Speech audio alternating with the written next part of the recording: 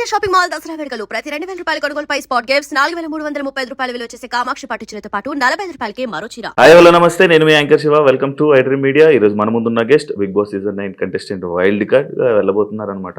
మాధురి గారు ఈరోజు మనతో ఉన్నారు. తన జర్నీ గురించి, హౌస్లో అసలు ఈ సీజన్ చూస్తున్నారా, లోపలికి వెళ్ళాక ఏమైనా ప్లాన్లు వేసుకుంటున్నారా, ఎలా ఉండబోతున్నారు, ఏం చేయబోతున్నారు అనేది మనకు తెలియనివి తెలుసుకునే ప్రయత్నం అయితే చేద్దాం. హాయ్ అండి, నమస్కారం. పెద్దవాళ్ళు పూజ్యులు, ఎలా ఉంది ఎక్స్పీరియన్స్? అంటే మీకు లోపలికి వెళ్తున్న ఫీల్ అవన్నీ ఎలా ఉన్నాయి? బాగుంది, ఎక్సైట్మెంట్ తో ఉన్నా నేను కూడా. మీకు బాగా ఇంట్రెస్ట్ కదా బిగ్ బాస్ కి వెళ్ళాలి, ఫేమ్ అన్ని బాగా ఇంట్రెస్ట్? ఫేమ్ నాకు ఇప్పుడు వచ్చిన ఫేమ్ చాలు, ఫేమ్ కోసం అనేయని కాదు కానీ ఇంట్రెస్ట్. అంటే ఒక ఫోన్ లేకుండా, సరిగ్గా ఫుడ్ లేకుండా, సోషల్ మీడియాతో సంబంధం లేకుండా, రోజు డే ఏది తెలియకుండా, మన పర్సన్స్ కి దూరంగా ఒక experience, different type of experience.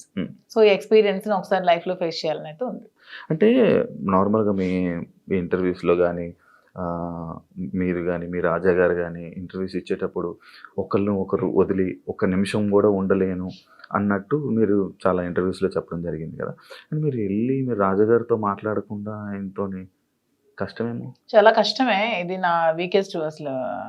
చాలా మూమెంట్ తలుచుకుంటేనే నాకు చాలా బాధ అనిపిస్తుంది. ఎందుకంటే శ్రీనివాస్ గారిని వదిలి నేను ఇన్ని రోజులు ఒక రోజు కూడా దూరంగా లేను. తను కూడా చూసుకోవడానికి ఎవరు లేరు నేను తప్పితే.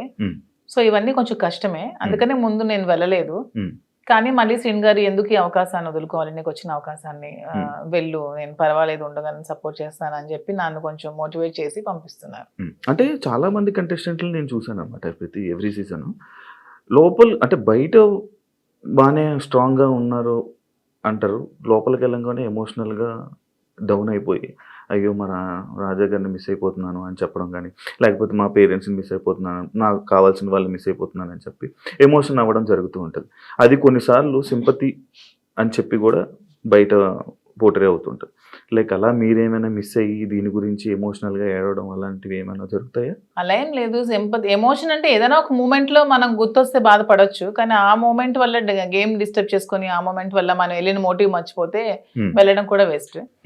బ్యాలెన్స్ చేసుకోవాలి, ఎమోషన్ ని బ్యాలెన్స్ చేసుకుంటూ గేమ్ ఆడాలి. అదే కదా మరి రియాలిటీ షో బిగ్ బాస్.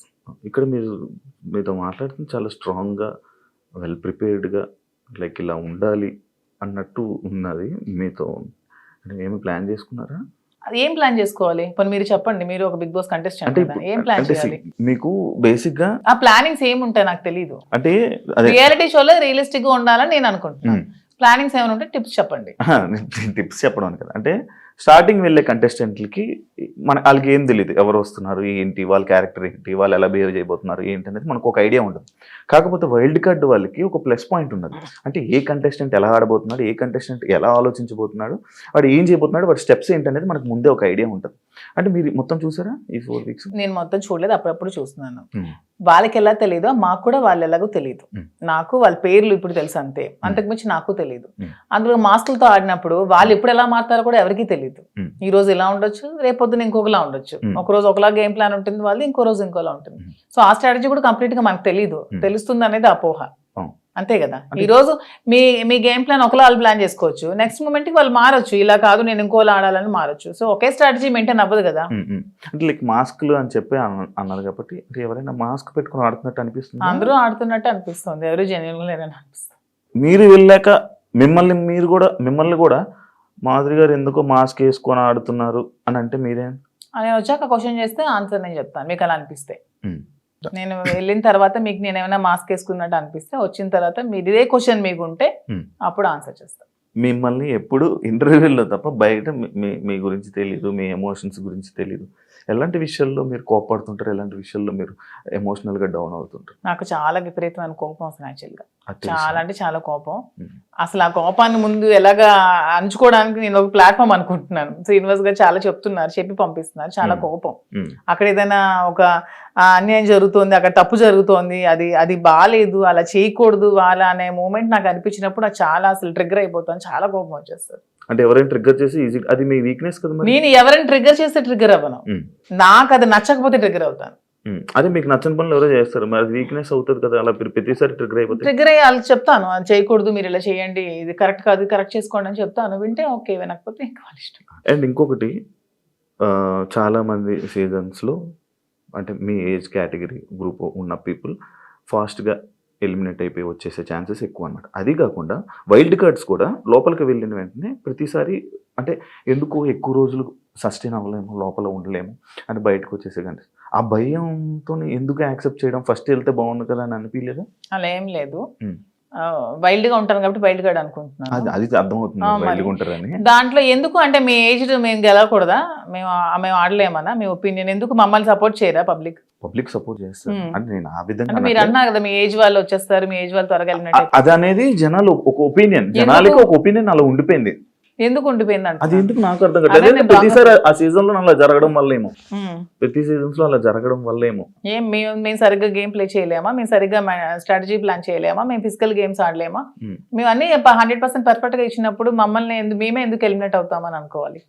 అంటే ఇప్పుడు మీకు అంటే లైక్ ఇంత బిఫోర్ ఇంటర్వ్యూలో చూసాను, నాకేమో డబ్బుకు అంత పెద్ద కరువు ఏం లేదు, నా దగ్గర కావాల్సినంత డబ్బు ఉంది అన్నారు. అంటే మీ డబ్బు ఉన్న వాళ్ళు అక్కడ బాత్రూమ్లు కడగమంటే బాత్రూమ్లు, గిన్నెలు కడగమంటే గిన్నెలు, కింద తోడమని తోడగలరా? అదే కొంచెం కష్టం. అదే ఇలాంటి విషయాలు ఉంటాయి కదా, అలా దానికోసం అడిగాను క్వశ్చన్. కానీ శ్రీనివాస్ గారు దాన్ని కూడా నాకు మెంటల్ గా ప్రిపేర్ చేస్తారు, అంటే ఏ సిచ్యువేషన్ లో కూడా ఇలా ఉంటాయి. ఇక్కడికి వచ్చాక కడిగిద్దామనా? నేను అసలు చీపురు పట్టుకుంటేనే అతను చూడలేరు. అదే మరి ఇప్పుడు అక్కడ అలా ఉంటాయి. అది కాకుండా మిమ్మల్ని అనరాని మాటలు అంటుంటారు. నాకు ఇష్టమైనది, నాకు వంట వచ్చు కదా, నేను వంట చూస్ చేసుకుంటాను, వాళ్ళకి చేయమని. అంటే మీకు నచ్చింది ఎవరు కదా, అది బిగ్ బాస్, అది బిగ్ బాస్ రిక్వెస్ట్ చేసుకుంటాను. మంచిగా మాట్లాడా. మీ జర్నీ నేను తెలుసుకోవాలనుకుంటున్నాను. లైక్ అన్ని ఇంటర్వ్యూస్లోనే లైక్ ఏదో అంటే ఇప్పుడు జరుగుతున్న ట్రెండింగ్ టాపిక్స్ ఇది, కానీ మీ జర్నీ ఏంటి, మీ ఎమోషనల్ స్టోరీ ఏంటి, అసలు మీ ఫస్ట్ నుంచి ఎలా ఇక్కడ దాకా ఇలా రావడానికి కారణాలు ఏంటి? నా జర్నీ కావాలంటే మీరు యూట్యూబ్లో ఓపెన్ చేస్తే మొత్తం జర్నీ వచ్చేస్తుంది. అది మ్యాటర్ చూసుకోండి. తర్వాత నా జర్నీ తెలియని ఆంధ్ర కానీ తెలంగాణ కానీ ప్రజలు ఎవరూ లేరు, అందరికీ తెలుసు. ఓకే, చిన్నప్పటి నుంచి నాకు బాగా స్పోర్టివ్ స్పిరిట్ ఎక్కువ, నాకు మంచి లీడర్షిప్ క్వాలిటీస్ చిన్నప్పటి నుంచే, కాలేజ్ డేస్ నుంచే మంచిగా లీడర్షిప్ క్వాలిటీస్ ఉండేదాన్ని, లీడర్షిప్ క్వాలిటీస్ మెయింటైన్ చేసేదాన్ని. ఆ క్వాలిటీస్ తో ఉన్న నన్ను మా నాన్నగారు కొంచెం ఆర్థోడాక్స్ కాబట్టి నాకు 19 years కే మ్యారేజ్ చేశారు. ఇంటర్మీడియట్ లో మ్యారేజ్ అయింది, సెకండ్ ఇయర్ లో మ్యారేజ్ అయ్యాక కూడా నేను కొద్ది రోజులు ఫారెన్ వెళ్ళి షిప్ లో ఉండి, నాకు ఇండియా అంటే అభిమానం కాబట్టి ఇండియాలోనే ఉండాలని డిసైడ్ అయిపోయి నేను ఇండియాకే వచ్చేసి మళ్ళీ స్టడీస్ కంప్లీట్ చేసి నా డిగ్రీ కంప్లీట్ చేశాను. కంప్లీట్ చేసి అప్పటికే మా ఇద్దరికి కంపాటిబిలిటీ సరిగ్గా లేనందువల్ల నేను ఇంకా నాకంటూ ఒక ఇండిపెండెంట్గా బతకాలని నిర్ణయించుకొని పెట్రోల్ బంక్స్ అవి స్టార్ట్ చేశాను, రియల్ ఎస్టేట్ చేశాను, కన్స్ట్రక్షన్ చేశాను. సో ఆ ఫీల్డ్లో ఉండేదాన్ని. ఇంకా కొంచెం మైండ్ డీవియేషన్కి డాన్స్ క్లాసెస్ ఫ్రీగా చెప్పాను. ఫ్రీగా చాలా మందికి, వేల మంది పిల్లలకి, విద్యార్థులకి ఫ్రీగా డాన్స్ నేర్పించాను, భరతనాట్యం, లేడీస్కి కోలాటం డాన్స్ అవి నేర్పించాను. చాలా సోషల్ యాక్టివిటీస్ చేశాను. ఇవన్నీ యాక్టివిటీస్ చూసి గమనించి నన్ను పాలిటిక్స్లోకి ఇన్వైట్ చేశారు. ఇన్వైట్ చేశాక పాలిటిక్స్లో కూడా చాలా యాక్టివ్గా పార్టిసిపేట్ చేశాను. బాగా తిరిగేదాన్ని, బాగా ప్రజలతో ఇంకా కొంచెం మమేకమై తిరిగినప్పుడు నాకు వస్తున్న ఫేమ్ని, నా పడుగుతున్న గ్రాఫ్ని తట్టుకోలేక నా పార్టీలో ఉన్న చాలా మంది నన్ను తొక్కాలని చూశారు. ఆ సిచ్యువేషన్లోనే చాలా నన్ను బ్యాట్ చేయాలని ట్రై చేశారు. ట్రై చేసినప్పుడు నా పరిస్థితులు కూడా బాగాలేనందువల్ల, నేను దూరంగా ఉండడం వల్ల, శ్రీనివాస్ గారు కూడా ఇదే సిచ్యువేషన్లో దూరంగా ఉండడం వల్ల మా ఇద్దరం ఒకటై పెళ్లి చేసుకుందాం, తర్వాత లైఫ్ లీడ్ చేస్తాం, తర్వాత బిజినెస్ పెట్టాం, చాలా మందికి జాబ్స్ ఇస్తున్నాం, చాలా మందికి ఫుడ్ పెడుతున్నాం, లైఫ్ లీడ్ చేస్తాం. ఇది నా స్టోరీ. ఇంత ఫాస్ట్ ఎందుకంటే స్లో చెప్పండి. మరి ఇంకా 1000 మందికి ఉద్యోగాలు ఇవ్వాలని నా కళ, త్వరలో నెరవేర్చాలని భగవంతుని కోరుకుంటున్నాను. హైదరాబాద్ లో ఇంకొన్ని బ్రాంచ్లు పెడుతున్నాను, వైజాగ్ లో నా బ్రాంచ్ స్టార్ట్ చేస్తున్నాము. సో ఇలా ఇంకొంచెం ముందుకు వెళ్తూ ఇంకొంతమందికి ఉపాధి కల్పిస్తూ లైఫ్ లీడ్ చేయాలనేది నా కోరిక. మీ జర్నీకి బిగ్ బాస్ జర్నీకి సంబంధం ఏంటి? నా జర్నీ చూసి నచ్చి బిగ్ బాస్ కి రమ్మని ఇన్విటేషన్. ఏం చెప్పారు జర్నీలో? ఎవరు చెప్పాలి? అడుగుతారు కదా కొన్ని. నాకు ఎవరు అడగలేదు, వాళ్ళు చూసి నా దగ్గర. అదే లైక్ అదే వదిలేండి. మీ జర్నీకి, ఇప్పుడు బయట ఉన్న జర్నీకి బిగ్ బాస్ జర్నీకి ఏంటి? బిగ్ బాస్ జర్నీ చేసాక తెలుస్తుంది బయట ఉన్న జర్నీకి. ఇంకా జర్నీ చేయలేదు, చూసారు కదా, వెళ్తున్నాను కదా. మరి నేను జర్నీ చేస్తుంది, మీరు వెళ్తారు, మీరు గోవా వెళ్ళి వచ్చారు బాబు, మీ గోవాలో ఎలా ఉంటుందో తెలుస్తుంది. నేను ఇంకా వెళ్ళలేదు కదా, నేను జర్నీ చేసి వచ్చాక అప్పుడు చెప్తాను. డిఫరెంట్ కదా. ఇప్పుడు మీ పొలిటికల్ బ్యాక్గ్రౌండ్ అంటే బయట ఉన్నదానికి డిఫరెంట్, అంటే బిగ్ బాస్ లో ఉన్న కంటెస్టెంట్ ఆ గేమ్ అంతా డిఫరెంట్. అదే శివ గారు, అక్కడికి వెళ్ళి ఎక్స్పీరియన్స్ చేసి వచ్చిన తర్వాత అప్పుడు మళ్ళీ మనం ఇంటర్వ్యూ చేసుకున్నప్పుడు నా పొలిటికల్ లైఫ్ ఇది, నా బిగ్ బాస్ లైఫ్ ఇది అని చెప్పడానికి ఉంటుంది. ఇంకా నేను ఎక్స్పీరియన్స్ చేయలేదు. లేడీస్ అనగానే లైక్ గొడవలు ఎక్కువ. ఎందుకు గొడవలు ఎక్కువ? లేడీస్ అంటే మీకు ఎలా కనిపిస్తున్నావు? మేము గొడవలు ఎక్కువ మీకు లేడీస్ అంటే గొడవలా కనిపిస్తుంది. మా వల్లే మీ లైఫ్ స్టార్ట్ అయిందని, మా వల్లే అసలు ఈ సృష్టి మొదలైందని, మేమే పెద్ద శక్తి అని, అసలు మహిళ లేకపోతే అసలు ఈ సృష్టి లేదని, ఇవన్నీ మీకు అనిపించవా? లేడీస్ అంటే గొడవలు అని ఎందుకు మీరు నెగిటివ్ గా చెప్తారు? లోపల మీ వల్ల గొడవలు అవ్వలేదా? మీరు ఎప్పుడు మీ ఫ్రెండ్స్ తో గొడవలు లేవా? మీరు ఎప్పుడు గొడవలు పడి మందు తాగుతూ బీర్ బాటిల్ కొట్టుకోలేదా? లోపల ఎవరికి శక్తి? మహిళ శక్తి. అలాగా అంటే మీ అబ్బాయిలకి మేమే శక్తి అది అను, లోపల ఎవరికైనా శక్తిగా ఉండాలనుకుంటున్నారా? ఎవరికి ఉండాలనుకోవట్లే, మాకు మేముగానే శక్తిగా ఎదగాలనుకుంటున్నాం. ఇప్పుడు మీరు ఆల్రెడీ సీజన్ చూసారు, మీకు ఎవరు నచ్చారు? అంటే అందరూ బాగానే ఆడుతున్నారు. ఎవరితో ఉండాలనుకుంటున్నారు? నేను ఎవరితో ఉండాలనుకోవట్లేదు, గేమ్ ఎవరితో ఉండడానికి వెళ్ళట్లేదు, మనం ఆడడానికి వెళ్తున్నాం. బయట అందరూ అలాగే అన్నారు, లోపలికి వెళ్ళాక ఎవరితో అలా ఎందుకు లేదు? ఇప్పుడు రిలేషన్షిప్ బిల్డప్ అయింది, బాగా బాగా రిలేషన్ లో ఉన్నాము, కప్పు నీకు కావాలా ఫ్రెండ్ కావాలని నాగార్జున గారు అడుగుతారు, నేను ఇస్తానా? ఇవ్వను కదా, నాకే కావాలంటాను. దానికి ఎందుకు మన రిలేషన్షిప్ మెయింటైన్ చేసి బాధపడి, రిలేషన్స్ మెయింటైన్ చేసి నామినేట్ చేయడానికి కూడా బాధపడాలి? చేయకూడదు, అసలు చేయలేము. నేనైతే చేయలేను. మిమ్మల్ని నామినేట్ చేస్తే చేయనియండి, నేను అవుతా రిలేషన్స్ వెళ్ళంగానే నామినేట్ చేస్తే చేయనియండి, జనాలు ఆదరిస్తారు. ఆదరించకపోతే వచ్చేస్తాను. నన్ను హౌస్ లో ఉండకూడదు, మాదిరి బయటే ఉండాలి అని అనుకుంటే ఓకే, వచ్చేస్తాను 1 week కే. యాక్సెప్ట్ చెయ్యాలి, అదే కదా లైఫ్. అంతే. నేను ఇంకోటి, ఇది పర్సనల్ క్వశ్చన్ అనుకోవచ్చు, లేకపోతే ఏదైనా అనుకోవచ్చు. లైక్ బిగ్ బాస్ కొన్ని సీజన్లకు వెళ్ళి, అంటే లైక్ ఒక రిలేషన్లో ఉన్న పర్సన్స్ లోపలికి వెళ్ళాక బయటకు వచ్చాక విడిపోవడం అలాంటివన్నీ జరుగుతుంటాయి. అవును, వాళ్ళు సరిగ్గా లేకపోతే అదే జరుగుతుంది, తప్పే ఉంది. ఏదో మనం బయట ఇలా ఉంటే బోట్లు పడతాయి, ఇలా ఉంటే జనాలు ఆదరిస్తా అనేది చాలా తప్పు.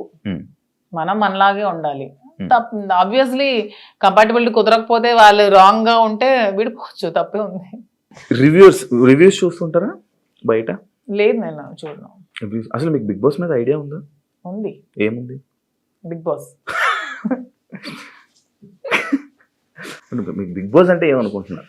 బిగ్ బాస్ అంటే ఒక బిగ్గెస్ట్ రియాలిటీ షో, ఒక నేషనల్ ఛానల్లో ఒక మంచి ప్లాట్ఫామ్. వెళ్ళిన ఎవరికైనా సరే అది మంచిగా యూజ్ చేసుకుంటే మనం మంచిగా లైఫ్ లో షైన్ అవ్వచ్చు. దాన్ని ఎక్కడైనా మనం మిస్యూజ్ చేసుకుంటే అక్కడే ఉండిపోతాం నెగిటివ్ గా.